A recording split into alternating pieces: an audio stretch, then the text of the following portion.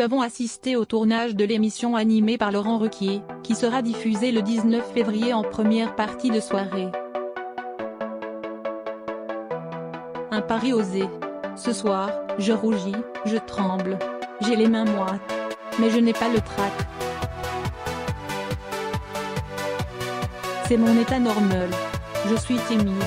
En quelques mots, Bill, 20 ans, capte toute l'attention des spectateurs du cirque d'hiver, au cœur de Paris. Même effet du côté des coulisses où le producteur Emmanuel Chin, éléphante, prend des notes.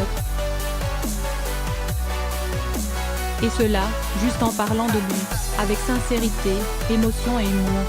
Ce scientifique au profil inédit en télé est l'un des 12 candidats retenus, sur 450 candidatures, pour passer le grand oral, un concours d'éloquence enregistré jeudi soir et diffusé le 19 février à 21h sur France 2.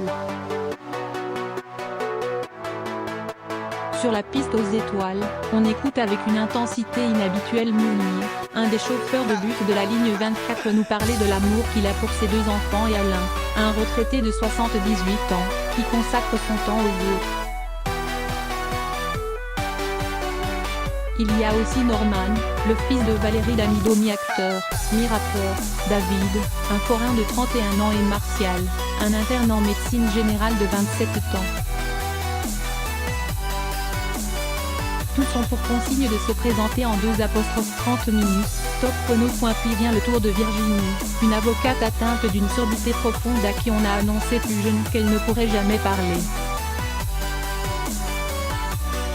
Je suis devenue avocate parce qu'on m'a dit que c'était impossible, que ce métier n'était pas fait pour moi, raconte la jeune femme qui n'entend pas sa propre voix, aussi imparfaite que fascinante. A gagné, un contrat d'édition chez Payard.com pour les autres.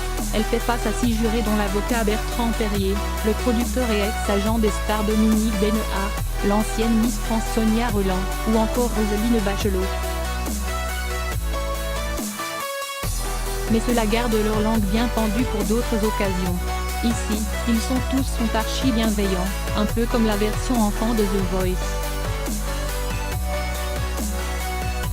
Nom d'un chien, pourquoi les politiques ne s'expriment pas aussi bien que vous, lâche par exemple l'ancienne ministre de Nicolas Sarkozy à un candidat. Au jury de sélectionner la moitié des orateurs d'un soir qui accéderont à l'étape des battles, comme dans le télécrochet de la Une. Seuls les 3 plus convaincants s'affronteront ensuite en finale avec à la clé un contrat d'édition chez Payard pour écrire un livre sur l'éloquence. Quand sur M6, le vainqueur de la France a un incroyable talent remporte 100 000 € cash.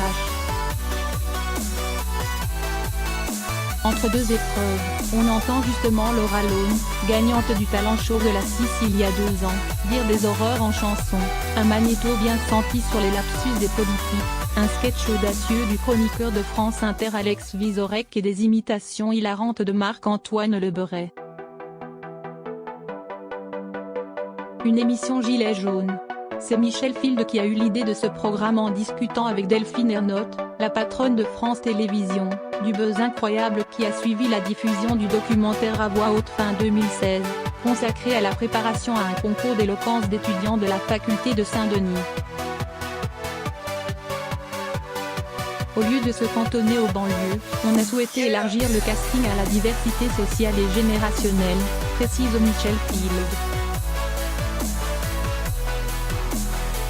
C'est une émission gilet jaune, où la France d'en bas se donne aussi en spectacle. Reste à accrocher le plus grand public. Ça, Laurent Ruquier sait faire. À mes débuts, j'ai eu le droit à un directeur de radio, qui m'a dit que je n'avais pas une voix radiophonique, et une directrice de télévision qui m'a dit tel que j'avais un physique de radio, confie l'animateur de 55 ans en préambule. Mais si celui-ci mouille sa chemise autant que les candidats pour cette nouvelle émission, l'exercice n'est pas gagné d'avance. La parole, ça peut être saoulant. On peut vite décrocher.